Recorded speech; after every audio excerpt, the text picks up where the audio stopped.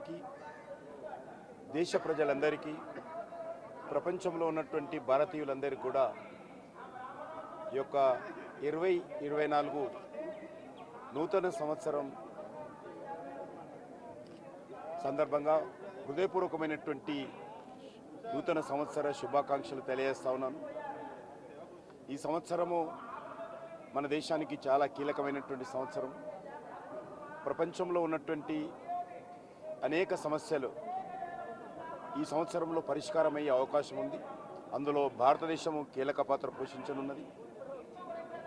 అది Israel Gaza సంబంధించి కావచ్చు, లేక ఉక్రెయిన్ రష్యాకు సంబంధించిన విషయంలో కావచ్చు, లేక ప్రపంచవ్యాప్తంగా జరుగుతున్నటువంటి అనేక రాజకీయ, ఆర్థిక, సామాజిక నేపథ్యంలో కూడా భారతదేశము ఈ సంవత్సరము 2024 కీలక పాత్ర పోషించనున్నది.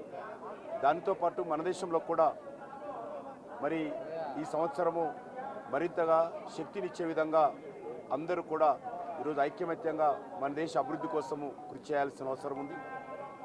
అదే కాకుండా ఈరోజు మహా సంతోషం అంటే 500 సంవత్సరాల నుంచి మనం పోరాటం చేస్తున్నటువంటి, 500 సంవత్సరాల నుంచి ఎదురు చూస్తున్నటువంటి, ప్రపంచంలో ఉన్నటువంటి హిందువులందరూ కూడా ఆకాంక్షిస్తున్నటువంటి అయోధ్యలోని రామ జన్మభూమి స్థానంలో భవ్యమైనటువంటి, దివ్యమైనటువంటి రామమందిర నిర్మాణం పూర్తయి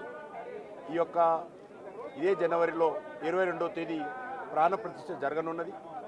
ఇది నిజమైనటువంటి దీపావళి పండుగ, మనకు నిజమైనటువంటి నూతన సంవత్సర శుభాకాంక్షలు. ఎందుకంటే ఈరోజు శ్రీరాముడు ఎక్కడ జన్మించాడంటే ప్రతి ఒక్కరు కూడా అన్ని మన యొక్క వేదాలలో కానీ, లేక మనకు సంబంధించినటువంటి అన్ని చరిత్రలో కానీ శ్రీరాముడు అయోధ్యలో జన్మించాడంటాం.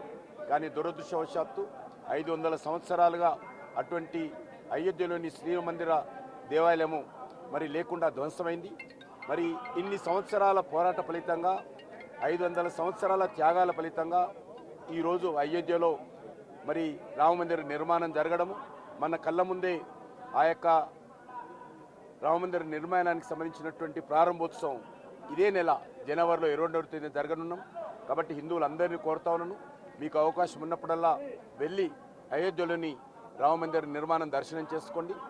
అదేవిధంగా మరి ఆ రోజు ప్రతి హిందూ ఇంట్లో కూడా 22వ తేదీ సాయంకాలము 5 రామజ్యోతులు వెలిగించి మీ భక్తిని చాటండి అని చెప్పి ఈ సందర్భంగా మనవి చేస్తాను.